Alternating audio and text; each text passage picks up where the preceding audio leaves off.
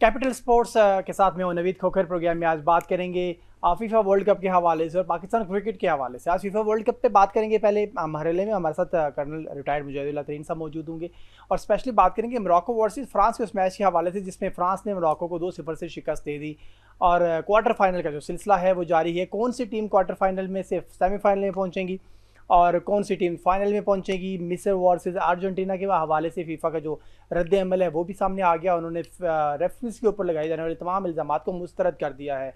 उन्होंने कहा कि इस तरह के जो भी इल्ज़ामात लगाए जाते हैं उससे रेफरीज और उनकी अहल खाना की जान को ख़तरा होता है, तो नेक्स्ट टाइम इस तरह के इल्ज़ामात लगाने से पहले तमाम खिलाड़ियों को और उनके कोचेज़ को देखना होगा, उन्हें देखभाल किस तरह का कोई बयान जारी करना होगा। कर्नल रिटायर्ड मुजाहिदुल्लाह तरीन साहब हमारे साथ मौजूद हैं, साबिक फुटबॉलर हैं। सर खुश आमदीद कहते हैं आपको शो में। Thank you so much sir. Mujahid भाई ज़रा बात कर लेंगे कल मोरक्को वर्सेस फ्रांस मैच पे 2-0 और कल जो एक ज़बरदस्त किस्म का मैच हुआ, किस तरह से उसे देखेंगे आप? मोरक्को और फ्रांस का जो मैच जो एक्सपेक्टेड था ना कि बड़ा अच्छा एक अप एंड डाउन मैच होगा, इंटरेस्टिंग मैच होगा, समहाउ इधर वो एक फ्लेयर नहीं बन सका, वो एक इंटरेस्ट नहीं डेवलप हो सका। मेरे ख्याल में दोनों टीमें जिस तरह कहते हैं ज़्यादा कॉन्शियस थी अभी इस स्टेज पर आके, क्योंकि अभी वो तो हार जाएगी वो टीम आउट हो जाएगी। वैसे भी पूरी क्वार्टर फाइनल में जो टीमें पहुँचती हैं वो मतलब सारी टीमें अच्छी होती हैं, दे आर इक्वली गुड। उनमें भी इसका फ़र्क होता है या वो हम फुटबॉल की ज़बान में कहते हैं तो किस टीम का वो दिन होता है, वो दिन वो जिस टीम का वो उसका वो हो जाता है। अपसेट भी होते हैं। ऑन पेपर मोरक्को की टीम इसकी फ्रांस की team is much better than the Moroccan team और फ्रांस, और इसलिए अगर आपको याद हो तो मैंने वर्ल्ड कप शुरू होने से पहले हमने प्रोग्राम किया तो मैंने उस वक्त कहा था कि मुझे इस दफ़ा लगता है कि फ्रांस के चांसेस जीतने के हैं और कम से कम फाइनल में पहुंचने के। तो अभी वो सेमीफाइनल में पहुंच गए और उसकी वजह ये थी कि उनका न सिर्फ के 11 जो उनके प्लेइंग मेंबर है वो बड़े अच्छे हैं, सारे सब एक दूसरे से बेहतर है।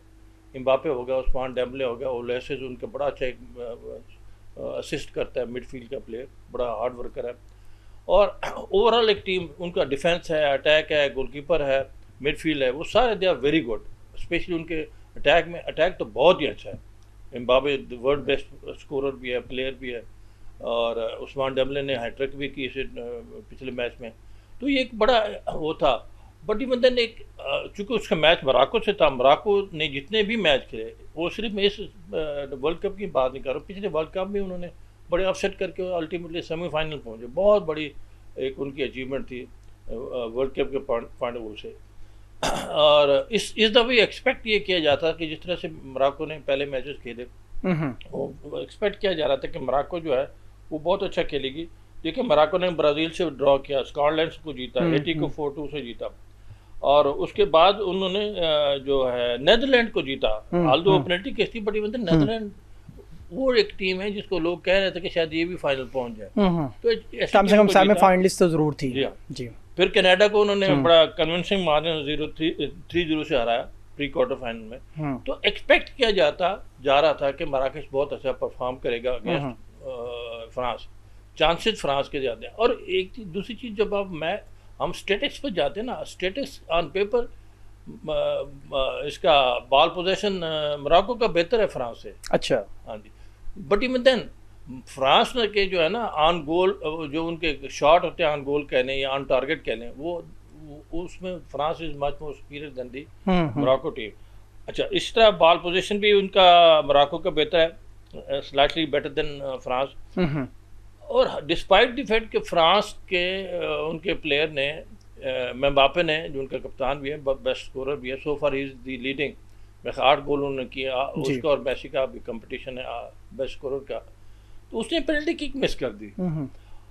मेरी जो ऑब्जर्वेशन है, मैं बल्कि प्रेडिक्ट भी कर रहा था कि एम्बापे पे हमेशा पेनल्टी किक, पिछले वर्ल्ड कप को आप देखें ना 3 पेनल्टी किक लें, दोनों मैच 2 पेनल्टी किक्स में एम्बापे को मारी, दोनों गोल किया और दोनों गोलकीपर के राइट पर मारी उन्होंने। फिर जब पेनल्टी किक्स पर मैच फाइनली डिसाइड हुआ, उस पेनल्टी किक में भी तीसरी पेनल्टी जो एम्बापे ने मारी वो भी गोलकीपर के राइट पर। मैं एक्सपेक्ट अच्छा राइट पर मारता है, फुल शूट से मारता है, फुल ब्लड शूट होता है ताकि वो गोलकीपर चेक भी कर ले तो मुश्किल होता है उसको रोकने की।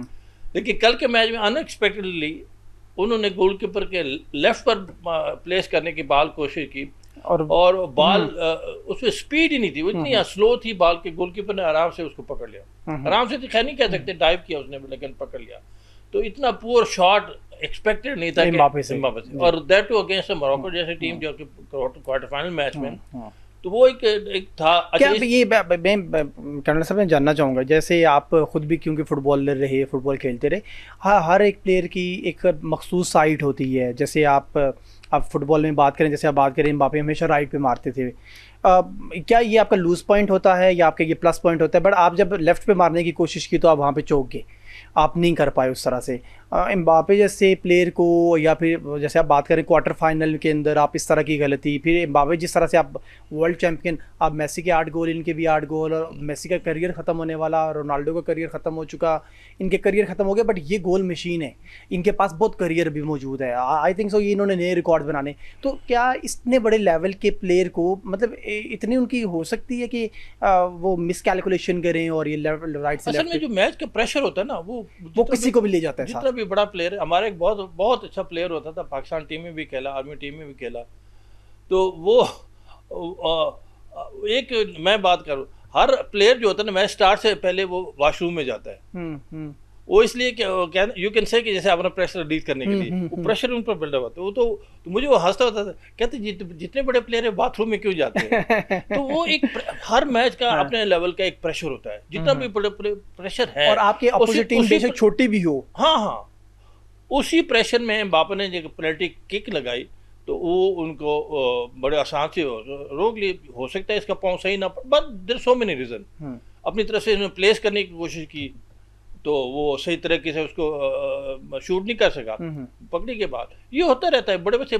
मैंने एक प्लेयर होता था ब्राज़ील का, ज़ीको, बहुत अच्छा स्कोर होता था, बड़ा स्टाइलिश प्लेयर होता था। मैंने उससे पूछा, मैंने कहा आपने वर्ल्ड कप में पेनल्टी मिस कर दी है, आप तो इतने अच्छे स्कोरर हैं। कहते ये तो बड़े हर प्लेयर से एक्सपेक्ट कर सकते हैं कि वो ये नहीं कि हर बॉल वो हमेशा स्कोर ही कर रहे। तो मैंने भी कई गोल मिस भी किए हैं, कई गोल बड़े अच्छे किए भी हैं। तो ये ऐसी कोई अनहोनी बात नहीं है, ये होता रहता है बड़े बड़े मैचेस में। और जो मेरे अच्छा जो हमारी एक पब्लिक की या फुटबॉल पैशनेट जितने भी होते हैं, जो रात सारी रात कहते हैं ना जाग के मैच देखने की कोशिश करते हैं, तो उनके वो जो एक्सपेक्ट कर रहे थे फ्रांस और मोरक्को के मैच की, उनके वो बड़ा वो एक्सपेक्ट कर रहे थे बड़ा इंटरेस्टिंग मैच होगा, बड़ा अप एंड डाउन मैच होगा, दोनों टीम बड़ा अच्छा खेलेंगी, ये होगा वो होगा। बट समहाउ हर टीम अपने हर मैच में एक स्ट्रेटजी प्लान करके आती है, और उस स्ट्रेटजी के मुताबिक इन my opinion France was successful. और उनकी जो स्ट्रेटजी थी इसकी मोरक्को की, वो उसमें सही तरीके से उसे अडेप्ट नहीं कर सके या इम्प्लीमेंट नहीं कर सके। और उसकी मेन रीज़न जो है, मैं कल के मैच की जो मेन रीज़न जो मुझे नज़र आई, एक तो मोरक्को का जो मेन स्कोरर था, मेन प्लेयर था, वो स्ट्राइकर जो था वो इंजर्ड था। तो ज़ाहिर उसकी जगह जो प्लेयर आएगा वो उतना अच्छा तो नहीं था, उसने पहले मैचेस बड़े अच्छे गोल भी किए थे। और दूसरा सबसे जो उनका स्टार प्लेयर है, उनका टीम कैप्टन हकीमी है। हकीमी से एक्सपेक्ट करते हैं, मैंने हकीमी के बड़े मैच फॉलो किए। मैं कहता हूँ हकीमी से बेहतर वो खेलता बेसिकली राइट फुल बैक है, विंग बैक है, राइट विंग बैक। लेकिन वो कई दफ़ा मैंने देखे बड़े बड़े मैचेस में, वो चैंपियन लीग में उसने अपोनेंट टीम के डिफेंस में उसमें गोल एरिया में जाके उसने स्कोर किया, पेनल्टी एरिया में घुस के स्कोर किया। सही असिस्ट बड़े अच्छे करता है, क्रॉस बड़े अच्छे लगाता है, फ्री किक्स बड़े अच्छे करता है। कल तो मैं कहता हूँ उसका एक बॉल भी सीधा नहीं गया, और वो एक मेन रीज़न थी। जब आपका कप्तान, आपका मेन प्लेयर, एक प्लेयर था नहीं बिकॉज ऑफ द सेकंड जो उनका मेन प्लेयर था वो सही परफॉर्म नहीं करा थ्रू आउट द मैच। मेरे नहीं ख्याल के एम्बापे ने, इसने हकीमी ने को अच्छा क्रॉस मारा हो, अच्छा असिस्ट किया हो, या अच्छा फ्री किक दी हो, तो वो, और या अच्छा डिफेंड किया। अगर हम देखें ना शुरू से फर्स्ट हाफ में स्पेशली फ्रांस के सारे अटैक हकीमी पोजीशन से हुए। हकीमी चूंकि आगे जड़ के निकल के जाता था, और उस चीज़ को उन्होंने एक्सप्लॉइट किया। क्योंकि ये जो है ना एम्बापे इस टाइप ऑफ प्लेयर, इसको स्पेस चाहिए होती है। ठीक है, वो बॉल को स्पीड में भगा, बॉल के साथ उसकी बहुत, मेरे ख्याल he is the fastest player in the world with ball, जो उसकी स्पीड होती है। ठीक है, उस स्पीड में जाके वो क्रॉस मारता है, या माइनस करता है, या गोल में मारता है, और ये उसके सबसे वो है स्ट्रॉन्ग पॉइंट है। तो उसको तो स्पेस ही नहीं देनी चाहिए थी। दोनों पेनल्टी भी जो ली वो भी हमें इसी तरह वो हमें मिली, वो अटैक उनकी लेफ्ट से डेवलप हुआ हकीमी वाली पोजीशन से। इसी तरीके से उन्होंने फर्स्ट हाफ में फ्रांस ने 2 या 3 गोल मिस किए, या बल्कि इन माय ओपिनियन जो बोनो है गोलकीपर इनका मराकेश का, उसने बहुत अच्छे सेव किए। अदरवाइज तो मेरे ख्याल में फर्स्ट हाफ में 2-0 हो जाना चाहिए था कम अज कम। और लाइकवाइज सेकंड हाफ में भी हम देखिए, मेरे ख्याल में इसने मोरक्को ने प्लान किया होता कि हम फर्स्ट हाफ में एक किस्म में होल्ड करेंगे इसको, फर्स्ट हाफ में होल्ड करेंगे, लेकिन होल्ड करने के लिए मिडफील्ड होल्ड करेंगे ना, ये अपने पेनल्टी एरिया में घुसे हुए थे, तो हर बाल जो टूटता था वो फिर अटैक हो जाता, हर बाल जो अटैक, क्योंकि सारे 11 के 11 पर आके पेनल्टी एरिया में आ जाए तो फिर अटैक ही होने ना। ठीक हो गया सर, वो वही थोड़ी सी अपनी स्ट्रेटजी को इम्प्लीमेंट करने में ये हो गया, और इनका ख्याल था कि हम फर्स्ट हाफ में ड्रॉ शॉ कर लेंगे, वो हालांकि कर भी लिया, लेकिन सेकेंड हाफ में जो इसकी स्ट्रेटजी थी इसकी फ्रांस की, उन्होंने भी ज़ाहिर काउंटर सोचा होता है, कोचेज ऐसे तो नहीं है जीत के कई सालों से और करोड़ों डॉलर जो ले रहे हैं उनका काम ही होता है, उन्होंने अपनी स्ट्रेटजी को अकॉर्डिंगली सेकंड हाफ में भी किया। सर बात करते हैं अगली सेमीफाइनल को लेके, नॉर्वे वर्सेस इंग्लैंड और फिर उसके बाद में अर्जेंटीना वर्सेस स्विट्जरलैंड। किस तरह से देख रहे हैं नॉर्वे को अगेंस्ट इंग्लैंड? इंग्लैंड बड़ा यकीनी तौर पर एक बड़ी गुड साइड है और बट उसके मुकाबले में नॉर्वे बहुत ज़बरदस्त है, एक ज़बरदस्त किस्म का क्वार्टर फाइनल है, वो देखने को तो मिलेगा, बट यहाँ पे आप ज़्यादा बेहतर किसको समझते हैं? In my opinion this is going to be a very good match, Norway versus England, बहुत अच्छा मैच होना चाहिए। दोनों टीमें बड़ा अच्छा खेलते हैं, बड़ा एक अच्छा टेक्निकल फुटबॉल खेलती है, और फिर हर टीम की अपनी अपनी स्ट्रेंथ होती है। तो नॉर्वे की स्ट्रेंथ जो है वो उनका मेन जो स्कोरर है वो हॉलैंड है। हॉलैंड मेरे इन माय ओपिनियन हॉलैंड, और इस तरह इंग्लैंड की भी बड़ी स्ट्रेंथ है, उनका बड़ा अच्छा स्कोरर है जो उनका हैरी केन है, जो कैप्टन भी है, बहुत अच्छे गोल कर रहा है इसमें थ्रू आउट ये वर्ल्ड कप में। उनका बेलिंगन एक प्लेयर है, बड़ा हार्ड वर्कर है, अटैक में डिफेंस में सारा हर जगह पहुंचा होता है, और बहुत अच्छा स्कोरर, बहुत अच्छा वो असिस्ट भी करता है। साका उनका एक बड़ा अच्छा प्लेयर है, छोटा सा आर्ना ज़्यूमिंग टाइप प्लेयर है, वो बहुत अच्छा। अब अभी देखें प्लेयर लाइक साका वो बेंच पर होता है टू स्टार्ट। मैंने जितने भी मैच हुए हैं साका को उन्होंने शुरू से नहीं खिलाया, शायद एक आध मैच में खिलाया, सेकंड हाफ में ले आते हैं या बाद में ले आते हैं, क्योंकि जाहिर है कोच ने अपनी स्टडी भी रखी। तो साका जब भी ग्राउंड में आता है वो कहते हैं ना टीम को हिला देता है, तो ये बड़े अच्छे प्लेयर है। और इस तरह हॉलैंड का नॉर्वे का बड़ा अच्छा प्लेयर है। इसमें इट ऑल डिपेंड्स, अभी दोनों कोचेस का एक कहते हैं ना इम्तिहान है। अगर इन माय ओपिनियन अगर हॉलैंड को इन्होंने मार कर लिया, इंग्लैंड के डिफेंस ने उसको गोल नहीं करने दिया, तो फिर इंग्लैंड के चांसेस बेहतर हैं। England edge a on paper पे England is a better see. 40-60 का मुकाबला है, 40-60 तो नहीं कह सकते, 45-55 आप 45 बड़ा इनका एक वो कहते हैं ना, ये भी वही बात है कि कल जो टीम अच्छी खेल गई वो जीत जाएगी। England is a better team than Norway. England is better team, establish team है। England is one of those team जिसको प्रेडिक्ट किया जा रहा था बिफोर द वर्ल्ड कप कि शायद भी ये भी इंग्लैंड में फाइनल में पहुंच जाए। अभी वो क्वार्टर फाइनल में पहुंच गई। नॉर्वे कंपैरेटिवली मेरे ख्याल में इतनी मुश्किल टीम नहीं है कि इंग्लैंड को जीतना चाहिए इसमें। ठीक है, इंग्लैंड को जीतना चाहिए। अर्जेंटीना वर्सेस स्विट्जरलैंड, और अर्जेंटीना बड़ी वो तनाज़ात से निकल के आने वाली टीम, बट नो डाउट बड़ी टीम्स होती हैं वो जल्दी अपने आप को वापस अपने फॉर्म के अंदर, वापस अपनी कैपेसिटी के अंदर लेकर आ जाते हैं। अब अर्जेंटीना वर्सेस स्विट्जरलैंड की कैसे आप देख रहे हैं? स्विट्जरलैंड को ये कोई एकतरफा ही मैच है या फिर इसमें मुकाबला होना है? नहीं, मुकाबला तो होगा। देखें अर्जेंटाइन ठीक है, उन्होंने मैच जीते, बड़ा अच्छा परफॉर्म भी किया थ्रू द वर्ल्ड कप, लेकिन अर्जेंटाइन मैचेस में फंसी भी है, मैचेस में फंसी है। स्पेशली उसका जो मैच था आप इसके खिलाफ क्या नाम, इजिप्ट के खिलाफ जी, बड़ा कंट्रोवर्सी। इजिप्ट ने 2 गोल की लीड भी ली। इससे पिछले मैचेस में भी वो I think it was against which, मुझे याद नहीं आ रहा, उस मैच में फंस गई थी अर्जेंटाइन। वो तो एक गोल फिर मिल गया, बराबर हो गया, फिर उसके बाद उन्होंने किया। तो अर्जेंटाइन इतना कन्विंसिंग टीम नहीं कि परफॉर्मेंस के लिहाज से अभी मैं बात, ठीक है। हालांकि अर्जेंटाइन के अभी भी मैं कहूँगा, जैसे सबसे पहले मैंने बात ये की थी, मुझे ये लगता है कि अर्जेंटाइन और फ्रांस ही फाइनल में आएंगे। और इनका ज़ाहिर लास्ट ईयर भी, लास्ट वर्ल्ड कप में भी अर्जेंटीना फ्रांस का फाइनल हुआ जिसमें 2-2 ड्रॉ हुआ, फिर एक्स्ट्रा टाइम में भी ड्रॉ हुआ, फिर 3-3 हो गया और फिर अल्टीमेटली पेनल्टी किक्स पर डिसाइड हुआ।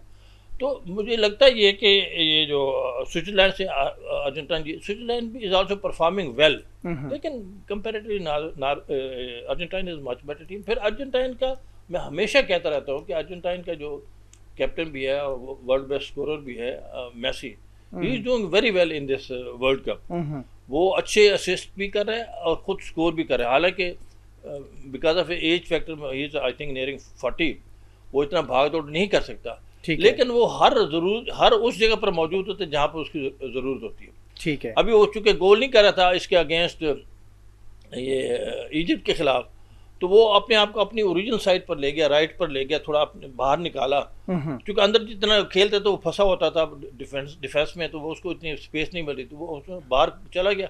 वहाँ से उसने दो तीन बड़े अच्छे क्रॉस की, एक गोल हो गया, दूसरे क्रॉस में रिबाउंड हुआ, रिबाउंड पर फिर इसने खुद गोल किया अगेंस्ट इजिप्ट।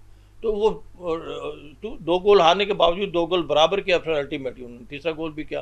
कंट्रोवर्सीज तो होती हैं, हर मैच में होती है, मतलब डिफिकल्ट डिसीजन होते हैं, और वो इट ऑल डिपेंड्स कि आपकी मैच ऑफिशियल रेफरीज जो है, या एट द सेम टाइम आपके जो वीआर वाला लोग हैं वो मैच को कैसे हैंडल करते हैं। आजकल जो देखें मैच प्लेयर्स बड़ी मेहनत करके आते हैं, कोचेज बड़ी मेहनत करके आते हैं, मुल्कों का या उनकी फेडरेशन का बहुत करोड़ों डॉलर लगते हैं, बिलियन ऑफ रुपीज़ लगते हैं, मतलब वो ऐसे नहीं कि तो हर एक प्लेयर के पीछे, हर एक टीम की बहुत बड़ी इन्वेस्टमेंट होती है, उस मुल्क की भी होती है, फीफा की भी होती है, AFC की होती है, सारे उसकी होती है, स्टेक होल्डर्स की होती है। अल्टीमेटली कौन जीता है वो जिस दिन वो ग्राउंड में वो अच्छा परफॉर्म करेगा। और अर्जेंटाइन का सबसे बड़ा जो हमेशा मैं कहता हूँ अर्जेंटाइन को लीड करता है उनका कप्तान मेसी।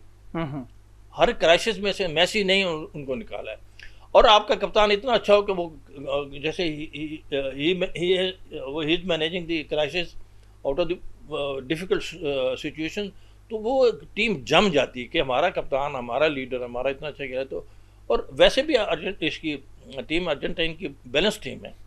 पिछली टीम में से शायद 2-3 लड़के पिछले वर्ल्ड कप से चेंज हुए, वो बैलेंस टीम है, अच्छी टीम है, यंग टीम भी है, ये भी नहीं कहना चाहिए, एक्सपीरियंस भी और यंग भी दोनों है। और अर्जेंटाइन हमेशा वर्ल्ड कप में बड़ा अच्छा परफॉर्म करता है। सर ये आपकी बार अगर आप बात करें वर्ल्ड कप में, तो हमने बहुत बड़ा रोल प्ले किया है तमाम गोलकीपर्स ने। आई थिंक अगर आप गोलकीपर्स का वर्ल्ड कप कहें इस बार, तो मैं भी गलत नहीं होगा, क्योंकि बहुत सारी टीम को जिताने में सिर्फ और सिर्फ गोलकीपर का किरदार रहा है। हमने पूरा मैचेस जब हमने देखे तो वहाँ पे गोलकीपर की परफॉर्मेंस अगर नहीं होती तो पूरी टीम एक तरफ और गोलकीपर अकेला एक तरफ। कैसे देखेंगे गोलकीपिंग में बहुत ज़्यादा तेज़ी आ गई है, बहुत सारे उसके स्किल्स में इजाफा हो चुका हुआ है। आप समझते हैं कि गोलकीपर के इम्पॉर्टेंट चीज़ के ऊपर, इम्पॉर्टेंट इस पोजीशन के ऊपर पाकिस्तान जैसे मुल्क को भी स्पेशली, क्योंकि आने वाले दिनों में आप जब भी आप फुटबॉल खेलेंगे तो आपको टीम्स के मुकाबले में, पर पाकिस्तान को भी इस पर कोशिश करनी चाहिए, मेहनत करनी चाहिए। आपने बिल्कुल सही कहा। गोलकीपर जो किसी भी टीम का होता है वो he is a very very important player. वो और इस मैच में स्पेशली जैसे आपने कहा गोलकीपर की परफॉर्मेंस, जनरली मैं बात करूँ सब टीमों ने बड़े अच्छी परफॉर्मेंस दी है, और उसकी परफॉर्मेंस के पीछे भी बड़ा कोचेस का भी है, जिनको फिजिकल फिटनेस ट्रेनर है उनका भी है, बहुत बड़ा हाथ होता है। और उसमें अभी जिस तरह कोबे वर्डी का जो गोलकीपर था वजीनो, उसने बड़ा अच्छा परफॉर्म किया। वो तो कहते हैं ना रातों रात वो बन गया, वो हीरो बन गया, पूरी दुनिया में मशहूर हो गया। और कोबे वर्दी को टू बी वेरी फ्रैंक मुझे भी पता नहीं कि कोबे वर्दी भी हमने भी पहली बार सुना था कि अफ्रीका की कैप वर्दी फुटबॉल खेलती हुई। कैप वर्दी जो इस वक्त दुनिया में इतना बिकॉज ऑफ देयर गोलकीपर वेजिनो से इतना हो गया, तो लाइकवाइज गोलकीपर पर बड़ा काम किया जाता है। दूसरी बात जो आपने की, ये मैं हमेशा ही कहता रहता हूँ और बड़ा ज़ोर शोर से कहता रहता हूँ, अनफॉर्चुनेटली हमारा गोलकीपर, पाकिस्तान टीम की बात करता हूँ, गोलकीपर बहुत वीक है कंपैरेटिवली। हालांकि goalkeeper they are the 50% of the team जी, ठीक है। सीनियर टीम के गोलकीपर अच्छे नहीं है, अंडर 23 टीम के गोलकीपर अच्छे नहीं है, अंडर 20 टीम के गोलकीपर अच्छे नहीं है, सो अंडर 17 अंडर 16 टीम के गोलकीपर अच्छे नहीं है। तो ये हमारा एक बहरान है गोलकीपर का। मैं बार बार कई प्रोग्राम में कह चुका हूँ, कई जगह वैसे पर्सनली भी लोगों को मैंने कहा मैंने कहा हमें गोलकीपर की स्पेशल कैंप्स लगाना चाहिए जी। एक बाहर से कोच ले आए, अच्छा कोच लें, गोलकीपर के कैंप्स करें और गोलकीपर तैयार करें। अदरवाइज जितनी भी अच्छी टीम बना लें, डायस्पोरा प्लेयर भी बुला रहे, तो रिजल्ट हमारा अच्छा नहीं हो सकता। अभी इस जो अभी रिसेंटली गोल्डन जुबली टूर्नामेंट हुआ, इसमें क्या नाम रिसेंटली मालदीव में उसने वो हमारा जो गोलकीपर खेला यूसुफ भट्ट, हालांकि वो भी मेरे ख्याल मोर देन 40 है, 43, 4, 5 है शायद, उसने लकीली अच्छी परफॉर्मेंस दी। उसकी अच्छी परफॉर्मेंस से वो हमारा टीम फाइनल में पहुंची और फाइनल में वो ही वाज आई थिंक उसको 2 येलो कार्ड हुए तो फाइनल नहीं खेल सका, लेकिन फाइनल में साकिब अनीम को खिलाया। साकिब अनीम ने भी एक दो अच्छे गोल सेव किया तो वर्चुअली हमने फाइनल जीत लिया। गोलकीपर के हमेशा गोलकीपर की बैकबोन होता है टीम का। गोलकीपर, मैं कहती टीम बाकी टीम की तैयारी के ऊपर जोर देना चाहिए, तो हमें गोलकीपर जोर देना। मैं अपने देखिए हमारा एक हारे का वो है, मैंने हमेशा से स्पेशली नेशनल टीम के साथ भी, लेकिन नेशनल टीम के साथ आप गोलकीपर तैयार नहीं कर सकते। गोलकीपर तैयार करते हैं उनके रिस्पेक्टेड डिपार्टमेंट, क्योंकि उनके पास ज़्यादा टीम कैंप में होती है, ट्रेनिंग में। अभी मसलन आर्मी टीम का कैंप तो सारा साल चलता रहता है, थोड़ा सा रमज़ान में ब्रेक कर दी या थोड़ा सा और ब्रेक कर दी 8-10 दिनों का, तो उनका तो army is the department, even वापडा इज़ द डिपार्टमेंट क्योंकि गोलकीपर को तैयार करते रहे हैं। मैं आपका नाम गिनाऊँ तो पाकिस्तान, जो हम लोग आर्मी टीम को मैंने मैनेज किया या ट्रेन किया, लकीली हमारे पास एक चाइनीज़ कोच भी था। We produce the best goalkeeper Pakistan. सबसे पहले हमारा ये था गोलकीपर, अगर हम बात करें, यूनिवर्सिटी का लड़का था, वो हालांकि आम गोलकीपर था, उसको नहीं था, लेकिन अच्छा हाइट वेट इंटेलिजेंट लड़का था। उसको हमने ट्रेनिंग किया, चाइनीज़ ट्रेनिंग ने ट्रेन किया, हमारे अपने कोच ने ट्रेन किया, पक्का हमने ट्रेनिंग किया, ठीक है। ही प्रोड्यूस द बेस्ट रिजल्ट और अल्टीमेटली आर्मी चैंपियन होगी। लाइक उससे पहले वो था क्या नाम, जाफर खान था। जाफर खान एक बच्चा था जो आर्मी टीम में हमने उसको पकड़ कर 17-18 साल का, और लेकिन उसमें टैलेंट था, हाइट वेट था, उसको हमने ट्रेनिंग की। Jafar Khan prove the best player, वो भी 2-3 इंटरनेशनल टूर्नामेंट में बेस्ट प्लेयर डिक्लेयर हुआ। तो और इस तरह और बड़े, मुश्ताक मीर था हमारे पास बड़ा चौक, वो भी नेशनल टीम के। फोर्सेस में तो सर कहीं ना कहीं पे टैलेंट को वो निखारा जाता है, बनाया जाता है, बट बदकिस्मती है कि हमारे यहाँ दीगर डिपार्टमेंट्स में या रीजनल वाइज हम लोग उतना वर्किंग नहीं करते हैं। आई थिंक देखिए बाकी तो छोड़ें, अभी जिस तरह मैं आर्मी की बात में इसलिए करता हूँ, सारा हमने आर्मी में खेला भी, खिलाया भी, सब कुछ किया। अनफॉर्चुनेटली अभी आर्मी की टीम में एक भी गोलकीपर ऐसा तप्पड़ वाला नहीं है जिसको नेशनल कैंप में भी भेजा जाए। मैं हमेशा, अभी वही जाफर खान जिसको हमने ट्रेन किया वो कोच बन गए, उसके साथ मैंने हमेशा उसको हम यही कहा है कि खुदा के बंदे अपने गोलकीपर को ट्रेन करो ताकि वो नेशनल कैंप में तो कम से कम चले जाए ना। तो वो आर्मी जैसा डिपार्टमेंट भी वो चीज़ों को सही तरीके से हैंडल नहीं कर सकता बिकॉज ऑफ देयर कोचेस। तो वो अभी अच्छा, दूसरा वापडा है, वापडा भी अच्छे, वापडा के पास वो है स्ट्रॉन्ग पॉइंट वापडा के, को अच्छे प्लेयर को वो कहते हैं ना खरीद सकता है।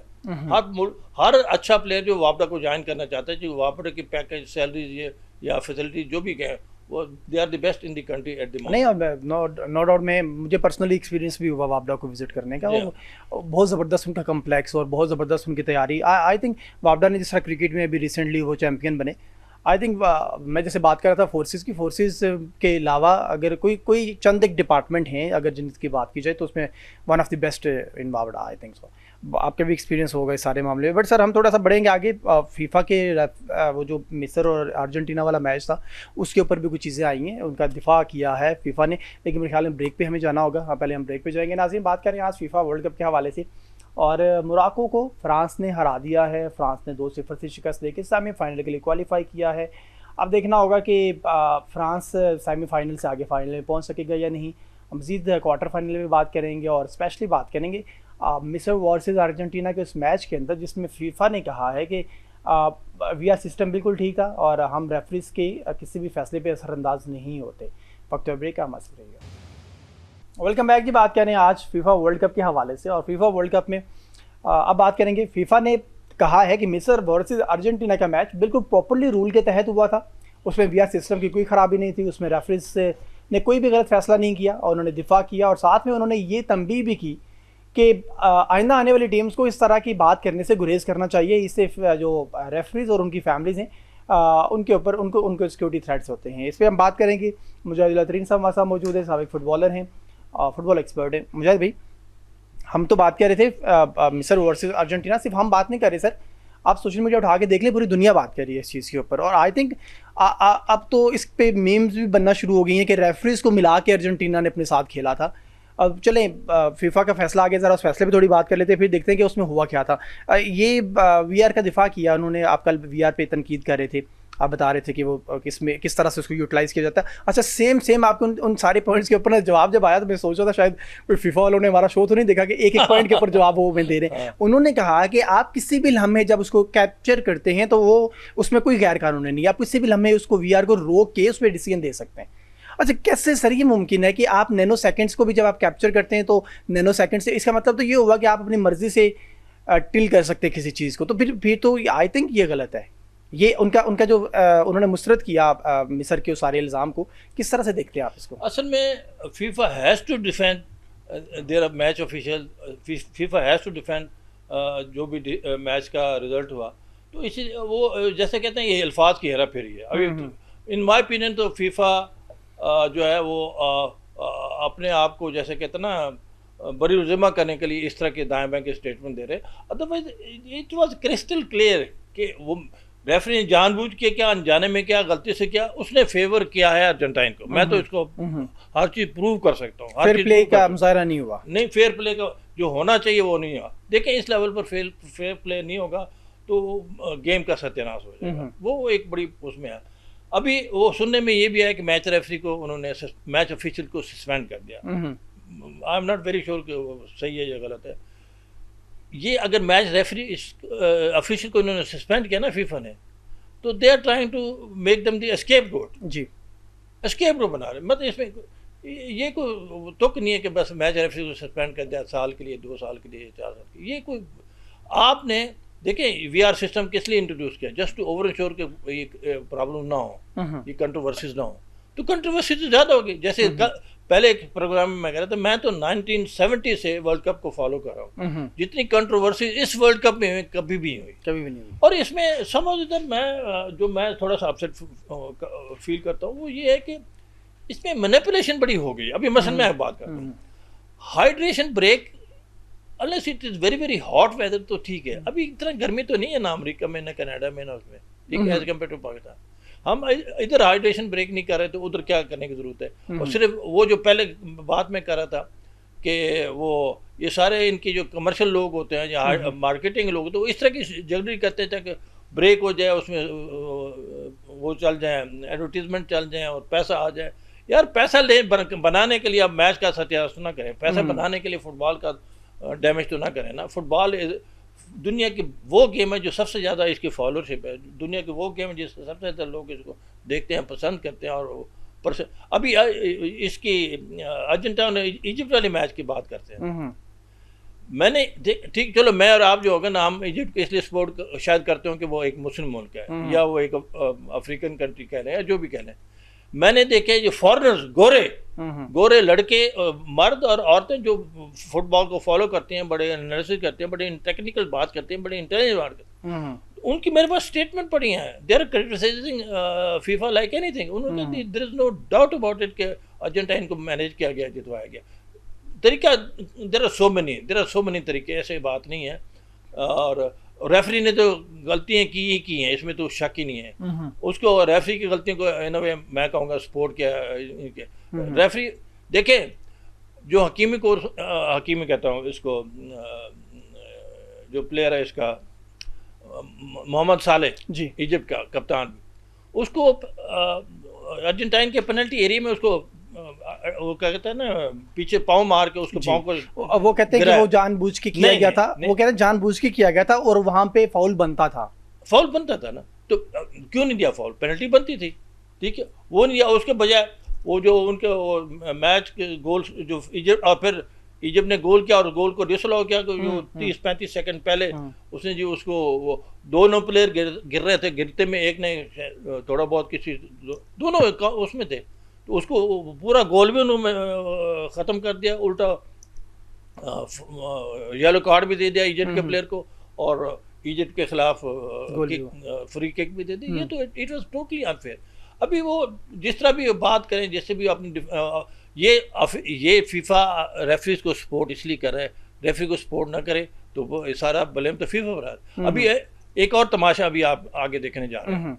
इन्होंने कहा जी कभी भी नहीं हुआ, इन्होंने कहा वर्ल्ड कप को फाइनल जो होगा, जो इंटरवल लगा उसमें एक शो होगा जी, म्यूजिक शो है, डांसिंग शो है, आई डोंट नो क्या है, बिल्कुल है, वो शॉर्ट शो है, शो रखा गया। वो शो कम से कम आधा घंटा ले जाएगा। फीफा के रूल्स रेगुलेशन में ये है कि मैच का 90 मिनट्स का मैच जो होगा, 45 मिनट्स के बाद 15 मिनट की ब्रेक होगी। 15 मिनट से एक आधा, कहते हैं ना, आधा मिनट भी ऊपर नहीं करते हमेशा से। अभी आधा घंटे की जो ब्रेक हो, जो प्लेयर भी ठंडे हो जाए, टेम्पो भी खत्म हो गया, वो एक अब वो क्रेज नहीं रहता ना, फाइनल मैच के अंदर क्रेज होता है। इस तरह का कभी वर्ल्ड कप में हुआ ही नहीं है। तो बिफोर इवेंट जितनी तो सेरेमनीज होती हैं वर्ल्ड कप से हमेशा पहले बिफोर इवेंट कोई ऐसी बात हो तो वर्ल्ड कप के बाद भी हो सकती है। लेकिन ये तो फुटबॉल का मजाक उड़ाने वाली बात है ना। और जस्ट वो बात वही मैं करूंगा, जस्ट टू अर्न मनी आप फुटबॉल का सत्यानाश कर रहे हो, किस लिए कर रहे हो? ठीक है, ये पैसा, ठीक है, पैसे के बगैर कोई काम दुनिया का नहीं जाता। लेकिन इसका मत देखिए, मैं आपको कहता हूँ फीफा के पास जितने फंडिंग है वो किस तरह से मैनेज करते हैं, कैसे मैनेज, उस पर हम डिटेल में बात ही कर सकते नहीं करते। लेकिन मेरे ख्याल में फीफा के बाद जितनी फंडिंग है दुनिया की किसी स्पोर्ट्स ऑर्गेनाइजेशन में, और उसकी वजह ये है कि उसकी व्यूअरशिप बढ़ी है, उसको फॉलोअपशिप बढ़ी है, और उसको ये गेम ऐसा है कि इसको गेम को अभी आपने देखा कि मेरे ख्याल में जितने भी मैचेस हुए हैं, चाहे अमेरिका में हुए हैं, मैक्सिको में हुए हैं या कनाडा में, स्टेडियम हर जगह फुल होते थे। फुल हुआ बिल्कुल। और सर ये जैसे हमारे मेरे शो में कई बंदों ने अप्रोच किया कि हमें फीफा के मैचेस के लिए टिकट मैनेज करके दें। मैंने कहा यार आपका एक सिस्टम, कहते हैं हमने वी हैव ट्राइड, हमें टिकट मिल नहीं रहे। मतलब इतने लोग हैं। और इवन बाहर भी हमारे एक दो दोस्त है, उनसे बात की तो मैंने कहा एक पॉसिबिलिटी है कि टिकट में, कहते कोई नहीं, सारा बिक चुके हैं, सोल्ड आउट है। तो इतनी फॉलोइंग होने के बावजूद, इतनी व्यूअरशिप होने के बावजूद भी फीफा ट्राई करेगी जी किसी न किसी तरीके से उनको, वो कहते हैं ना, गेट मनी ज़्यादा आ जाए, कमर्शियल से पैसे ज़्यादा आ जाए, या मार्केटिंग उसकी इस तरह हो जाए। तो ये मेरे ख्याल में सब कुछ करें, but not at the cost of the football. जी सर, ये कैसे देखेंगे फिनाले की टीम्स पे अगर हम बात कर लें थोड़ी सी, फाइनल में कौन सी दो टीमें आपको नज़र आ रही हैं?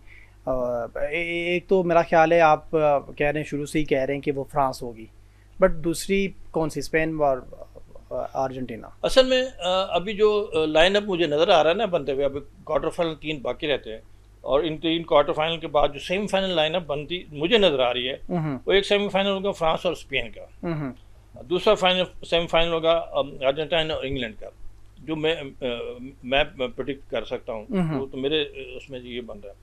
और इस तरह से सेमीफाइनल के विनर जो होंगे उन्होंने फाइनल खेलना है, और फाइनल भी मुझे जो पहले दिन से मैं कहता आ रहा हूँ, अर्जेंटीना और फ्रांस के दरमियान नज़र आ रहा है। अर्जेंटीना और फ्रांस के दरमियान, हाँ। तो थोड़ा सा हम इसको और भी थोड़ा हम इसका ब्रेक डाउन करते हैं। फिर फाइनल में आपको ज़्यादा हैवी टीम कौन सी दिखती है? फाइनल में इन ऑल फेयरनेस फ्रांस को जीतना चाहिए। वो बात ये है, फ्रांस के पास 11 प्लेयर, उसके बेंच स्ट्रॉन्ग है, और वही कोच है जो फ्रांस को पिछले वर्ल्ड कप में मैनेज किया था। अभी इसमें अर्जेंटाइन का भी वही कोच है, मतलब कोचेज का भी अपना एक मैच है, बट इवन देन फ्रांस की team on paper is much better than the इसको, और इसके अर्जेंटाइन के मैं अगर फ्रांस का कोच हूँ तो मैं एक काम करूँगा पूरी टीम को कि मैसी हिलने न पाए, बस मैं। अच्छा देखें, आजकल के उसमें उस दिन फिजिकल फिटनेस पर बड़ी बात होती है। मैं उससे हर टीम जो होती है वो कहते हैं ना 11 खेलते हैं, वो 11 को 22 बना के खेलने की कोशिश करते हैं। 11 के 11 अटैक भी करते हैं, 11 के 11 डिफेंस भी करते हैं। वो कई दफ़ा मैंने देखा एक प्लेयर ने अपने एरिया से गोल बचाया, और फिर उसी प्लेयर ने आगे जाके उसी मूव पर अपने टीम के खिलाफ गोल भी किया, अपने डिफेंस से निकल के जाके उन्होंने अटैक किया, गोल। तो ये फिटनेस, तो इसी तरीके से मैसी में अभी दमखम भी इतना नहीं है। मैसी को अगर उन्होंने मार कर लिया फाइनल में फ्रांस ने, जो कि उनके लिए मुश्किल नहीं है, उनके मिडफील्ड बड़ा अच्छा है, डिफेंस भी बहुत अच्छा है, तो वो देखिए अर्जेंटाइन को तो इसने ही खड़ा कर दिया था, सेनेगाल ने भी खड़ा कर लिया था अर्जेंटाइन को, तो उससे पहले वो पैराग्वाय ने बल्कि वो आगे लगा, यस, ठीक है। तो मतलब अगर ये छोटी छोटी टीमों ने अगर अर्जेंटाइन को पकड़ लिया तो फ्रांस के लिए इनको पकड़, और अगर ऑनेस्टली मैच अच्छा होता, फेयर प्ले होता, तो फिर मिस्र ने भी पकड़ लेना था अर्जेंटीना को। ऐसे ही जी बिल्कुल। सर थोड़ी सी पाकिस्तान फुटबॉल पे बात कर लेते हैं। और मैं मतलब देखता हूँ कि जब हम इन टीम्स को देखते हैं, जब इनके गेम स्टैंडर्ड ऑफ गेम्स को देखते हैं, जब स्टैंडर्ड ऑफ स्किल्स को देखते हैं, जिस तरह आप बात करें कि एक प्लेयर जाके गोल रोकता है और वही प्लेयर जाके गोल करता भी है, तो जब हम इनको देखते हैं, फिर हम पाकिस्तान फुटबॉल टीम को देखते हैं, तो हम बहुत ज़्यादा फ़र्क देख रहे हैं।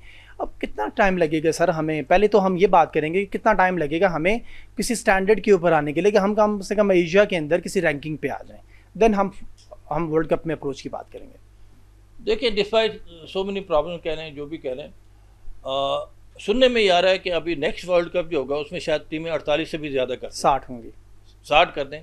अभी इतनी जब टीमें ज़्यादा हो जाती हैं तो अभी मेरे ख्याल इस टाइम एशिया से 8-9 टीमें जा रही हैं जी, तो वो मेरे ख्याल कम से कम 11-12 टीमें जाएंगी। तो एशिया के हैं तो आई थिंक 47 मेंबर कंट्रीज़ हैं, तो ज़ाहिर है उनमें से जो बेस्ट 10-11-12 होंगे वो जाएंगे ना। 10-11-12 जाने के लिए हमने देखें एक बड़ी उसकी सीधी सीधी बात है, ये कहना आसान है, करना बड़ा मुश्किल है। ठीक है, पॉसिबिलिटीज़ हैं, अगर पॉसिबिलिटीज़ हैं तो we must go all out to avail them. अभी मैं एक बात करता हूँ, मुझे पता है एग्जैक्टली जापान जो है 2004 से लगा हुआ था कि मैं वर्ल्ड कप के लिए क्वालिफाई करूँ और ज़ाहिर है उसमें परफॉर्मेंस बेहतर करूँ।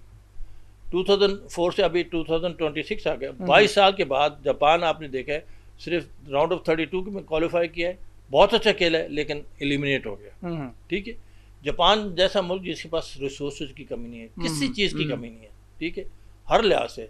और उनके वो पहले होते थे हुंडई के मालिक थे, उनका जो जापान के हेड ऑफ द फेडरेशन कह रहे हैं, जिनको पैसे की परवाह नहीं है हर चीज़।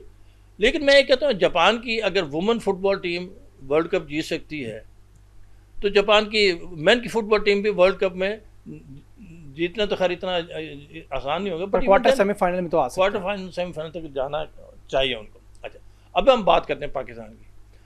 एज कम्पेयर मैं जापान को सामने एक हमारे पास प्रेस है, चूँकि वो एशियन टीम है, हम भी Asian, as compare to Japan तो हम वी आर नोवेयर। एक टाइम था हमने खुद जापान को अपने हाथों से जैसे कहते हैं हराया हुआ है। अभी जापान हमें नज़दीक नहीं लगने देता। सिर्फ देखें एक डेडिकेटेड एफर्ट चाहिए होती है। फुटबॉल डेवलपमेंट सबसे मुश्किल काम फुटबॉल डेवलपमेंट है, सबसे मुश्किल काम, क्योंकि मैंने एक काम किया हुआ है, फुटबॉल डेवलपमेंट सबसे मुश्किल काम है। लेकिन मैंने मुझे अच्छी तरह याद है 2004-05 में विद इन 5-6 मंथ्स जब मैंने टेक ओवर किया, विद इन 5-6 मंथ्स हमारी रैंकिंग 20 डिग्री इम्प्रूव कर गई, फीफा रैंकिंग। ये एक अनप्रेसिडेंटेड ये रिकॉर्ड है कि वो मेरे ख्याल हम 147 हो गए थे, 147। अभी तो 2000 बड़ी मुश्किल से 200 से हम 198 पर आए, ठीक है। तो लेकिन उसके लिए बड़ी एफर्ट करनी पड़ी, वो जो डिटेल में मैं नहीं जाता हूँ हाँ, अभी एक सबसे पहले जो है ज़रूरी जो है हमें एक फॉरेन कोच, अच्छा कोच मंगवाना चाहिए, और एक गोलकीपर कोच जो डेडिकेटेड हो। ये नहीं कि आए 2-4 हफ्ते महीने कैंप करें और चले जाए, नहीं, वो उनको टास्क दें कि आपने नेक्स्ट वर्ल्ड कप के लिए तैयारी करनी है। नेक्स्ट वर्ल्ड कप के लिए क्वालिफाई करना तो एक मौजूदा होगा, ठीक है। अभी जैसे 2026 है, 2030 का वर्ल्ड कप है, 2034 को थोड़ा सा हम टारगेट कर सकते हैं, लेकिन अर्लीस्ट पॉसिबल जो मैं एक बात करता हूँ, अनलेस हमको इतना कहते हैं आसमान से तारे तोड़ के रहें, 2034 के बाद 2038 को हमें टारगेट देने की, इसमें हमने क्वालिफाई करना है वर्ल्ड कप के लिए, ठीक है। फिर तो शायद हमारी बात बन जाए, ठीक है। लेकिन उसके लिए बहुत एफर्ट चाहिए, बहुत डेडिकेशन चाहिए, बहुत पैसा चाहिए। टैलेंट की हमारे मुल्क में कमी नहीं है। मैं पूरा पाकिस्तान घूमा हूँ, गिलगित बल्तिस्तान सारा घूमा हूँ, फाटा में सारे एरिया के हम, और इसमें चित्राल में तो हमने 6 अंडर 14 के कैंप्स किए। चित्राल में आप कभी जाएँ तो दिन चित्राल की लोकेशन ये कि इनकी most of the population all along the river Chitral है, जो पूरे चित्राल के में से गुजरता है। वो शाम को निकल के आके आप बैठते हैं, बच्चे फुटबॉल खेल होते हैं, बूढ़े भी फुटबॉल खेलते हैं, या फुटबॉल जो नहीं खेल पाते वो बैठ के फुटबॉल देखते हैं। तो 95% people of Chitral either they play football daily और दे वॉच फुटबॉल डेली। अच्छा, तो इतना पहचान। अच्छा, मज़े की बात है ना उनके पास ग्राउंड होता है, ना फुटबॉल होता है, ना कोच होता है। वो अपने मुंह सिर पर जो फुटबॉल, मैं एक दफ़ा गुजर रहा तो वो बड़े अजीब से फुटबॉल से खेले थे, पत्थरों में खेले, और वो वो ग्राउंड भी ठीक नहीं था, तो नंगे पैर भी नहीं, शूज़ तो थे नहीं, नंगे पैर खेलना मुश्किल था, पत्थर थे, वो प्लास्टिक वाले चप्पल नहीं होते, वो पहन के फुटबॉल खेल रहे थे, जस्ट इमेजिन। तो मेरे पास एक दो फुटबॉल पड़े थे, फिर मैंने उनको प्रेजेंट किया, मैंने कहा खेलो, वो जिस तरह उनको जस्ट टू इनकरेज, मतलब इस तरह के रॉ टैलेंट को पकड़ना, उसको ढूंढना और फिर सर, ये बहुत बड़ी बड़ी डेडिकेटेड एफर्ट। मेरे पास एक क्वेश्चन है और मैं बड़े टाइम से ये पूछना भी चाह रहा था हमारे, क्योंकि फीफा पे भी हम बात कर रहे हैं, तो मैं समझता था शायद फीफा वर्ल्ड कप के बाद, बट आज हम इस पर थोड़ी सी बात कर लेते हैं। और सर, हम पाकिस्तान फुटबॉल फेडरेशन जितना टाइम में वो आए हैं, नो डाउट अच्छा काम कर रहे हैं, और आप इंटरनेशनली आप टीम्स को भेज रहे हैं, कम से कम आपने टीमें लाइन अप करा ली हैं, कुछ कोचेज़ लगा दिए, कुछ ये वो चीज़ें। बट सर, हम डोमेस्टिक पे कहाँ पे खड़े हैं? वाई नॉट कि हम डोमेस्टिक में काम करें, हम जितनी हम इंटरनेशनल टूर्स को अहमियत देते हैं। हाँ, ऐसा नहीं अच्छा था कि आप इतनी बड़ी बड़ी अमाउंट्स उन टीम्स पे खर्च करने के बजाय पूरे मुल्क में कैंप्स लगाते, आप पूरे मुल्क से सबसे पहले आप तमाम स्टैंडर्ड्स की टीमें बनाते, पूरे मुल्क से इकट्ठी करते, हर शहर, जैसे अब चित्राल की बात करें, वहाँ से अंडर 16 का प्लेयर भी उठाएं, वहाँ से अंडर 17 का भी उठाएं, वहाँ 19 का भी उठाएं, वहाँ से उठा के फिर उनको पाकिस्तान इस्लामाबाद में बुला के या नज़दीकी शहर में बुला के एक फुल फ्लैश टीम्स बनाएं, फिर उसके ऊपर वर्किंग शुरू कर दें। हम एज अ फेडरेशन हम कहाँ पे डोमेस्टिक में काम कर रहे हैं? देखें, जो भी हमारा टारगेट हम रखें अपने लिए, उस पर वो कहते हैं ना कि स्ट्रेटजी इस तरह से अमूमन बनती है। कुछ होते हैं जो हम शॉर्ट टर्म प्रोग्राम जिसको हम कह सकते हैं, ठीक है, कुछ मिड टर्म कह लें, कुछ लॉन्ग टर्म कह लें। शॉर्ट टर्म प्रोग्राम तो यही है, जिस तरह प्रेसिडेंट मोहसिन गिलानी जब से उन्होंने एक बड़ा अच्छा काम ये किया, मैक्सिमम टीमें बाहर गई, इतनी टीमें जितनी पिछले साल एक साल में बाहर गई, मैंने ज़िंदगी में कभी भी नहीं देखा। और हमारे फुटबॉल प्लेयर का एक पैशन होता है कि मैं बाहर जाके मैच खेलूँ। मुझे तो याद है अच्छी तरह के 1970 में जब फर्स्ट टाइम मैं फुटबॉल टीम मैच खेलने हम तेहरान जा रहे थे, तो हमारे लिए ये भी बड़ा होता है कि फर्स्ट टाइम जहाज़ में हम बैठेंगे। मैं एक बात करता हूँ, तो हर फुटबॉल प्लेयर के लिए एक वो होता है, पैशन होता है, एक उनका टारगेट होता है कि मैं नेशनल टीम के साथ। तो मैक्सिमम टीम जब बाहर गई तभी मैक्सिमम प्लेयर भी बाहर गए। मैक्सिमम प्लेयर अच्छा खेले बुरा खेले, वो हम उस पर नहीं बात करते, लेकिन बहुत बड़ा इंसेंटिव आ गया पाकिस्तानी प्लेयर्स के लिए कि वो बाहर गए, मालदीव के खिलाफ खेला, ईरान के खिलाफ खेला, इसके अफगानिस्तान के, या इसके खिलाफ भी खेला, सऊदी अरब के खिलाफ, जॉर्डन के खिलाफ, उज़्बेकिस्तान, इसके ताजिकिस्तान। तो ये एक बहुत बड़ी अचीवमेंट है in my opinion. But then in the same जो आप बात करें ना, जो प्रिपरेशन की बात करें, वो सबसे मुश्किल काम है, टैलेंट रन करना और टैलेंट को अच्छा। फिर जैसे पहले भी मैं बात करूँ, हमारा सबसे बड़ा प्रॉब्लम है कि हमारे पास अच्छे कोचेज़ नहीं हैं। अच्छे उस्ताद नहीं होंगे तो अच्छे शगीर्द कैसे बनेंगे? अच्छे कोचेज़ हमें बाहर से लाना पड़ेंगे। और ठीक है, सीनियर टीम के साथ उन्होंने कोच लगाया, लेकिन सीनियर टीम का वो हफ्ते 2 हफ्ते का कैंप करके जाके मैच खेल के आ जाते हैं। वो ये सम ऑफ इधर हमने एक बड़ा एक अभी देखें डायरेक्टर टेक्निकल आ गए हैं, उनके लिए एक बड़ा चैलेंज है कि वो कहते हैं ना, जिस तरह मैं कह रहा था, मैंने 5-6 महीने के अंदर हमारी 20 रैंकिंग इंप्रूव होगी। तो देखें 5-6 महीने में ये कितनी रैंकिंग इंप्रूव करते हैं हमारी। ठीक हो गया सर, ठीक है। ये डायरेक्टर टेक्निकल का काम है, फुटबॉल डेवलपमेंट। फुटबॉल डेवलपमेंट देखें, मैंने लकीली कह लें या जो भी कह लें, फुटबॉल के सारे डिपार्टमेंट देखे हैं। एज अ प्लेयर भी मैंने देखा है, एज अ जनरल सेक्रेटरी मैंने देखा है, एज अ डायरेक्टर टेक्निकल भी मैंने देखा है। द मोस्ट डिफ़िकल्ट काम जॉब, या जिसको एक द मोस्ट इम्पॉर्टेंट जॉब, वो ये है फुटबॉल डेवलपमेंट। और मैं समझता हूँ मैंने फुटबॉल डेवलपमेंट में जितना काम किया है या जितना अचीव किया है, जिसमें जरा सो में वुमेन फुटबॉल भी है, बाकी चीज़ें भी हैं, आज तक किसी ने नहीं कर सकता। ठीक हो गया, कोई किसी नहीं कर सकता। इसलिए हमें फुटबॉल डेवलपमेंट को पूरा एक टारगेट बना के, लॉन्ग टर्म प्लानिंग बना के उसके ऊपर काम करना चाहिए। पॉसिबिलिटीज है, but we have to put in lot of hard work. Thank you so much. Mujahid Tareen साहब हमारे साथ मौजूद थे, बात कर रहे थे फीफा वर्ल्ड कप के हवाले से, और मराकश को फ्रांस ने 2-0 से शिकस्त देकर सेमीफाइनल के लिए क्वालिफाई कर लिया। आज की शो से अपने होस्ट नवीद खोखर को इजाजत दें। अल्लाह हाफिज़।